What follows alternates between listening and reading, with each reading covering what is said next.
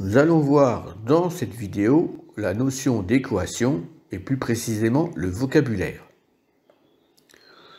Une équation est une égalité entre deux expressions littérales. Par exemple, 3x plus 4 égale x plus 8 est une équation.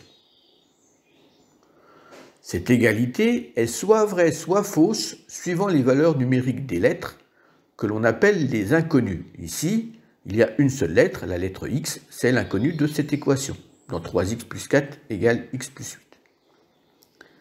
Les valeurs numériques qui rendent l'égalité vraie sont les solutions de l'équation. Par exemple, pour cette équation, si 5 rend l'égalité vraie, 5 sera une solution.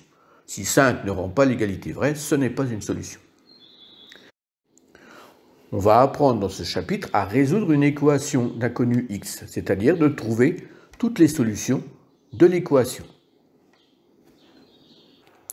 En cinquième, lorsque l'on avait une équation, pour savoir si un nombre était la solution d'une équation, on devait tester l'égalité. Par exemple, si on reprend l'équation 3x plus 4 égale x plus 8, cette égalité n'est pas toujours vraie suivant les valeurs numériques de l'inconnu x. Donc on va chercher des valeurs et on va tester cette égalité par rapport à ces valeurs.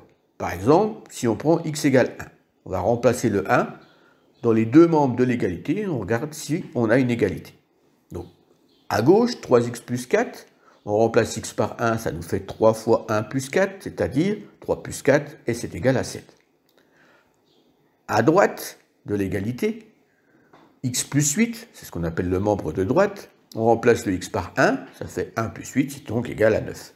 Donc on voit qu'ici, les deux résultats sont différents. Donc pour x égale 1, l'égalité est fausse, et donc 1 n'est pas une solution de l'équation. Maintenant, on va tester pour x égale 2. À gauche du signe égal, on a 3x plus 4, si on remplace le x par 2, ça nous fait 3 fois 2 plus 4, c'est-à-dire 6 plus 4, et c'est égal à 10.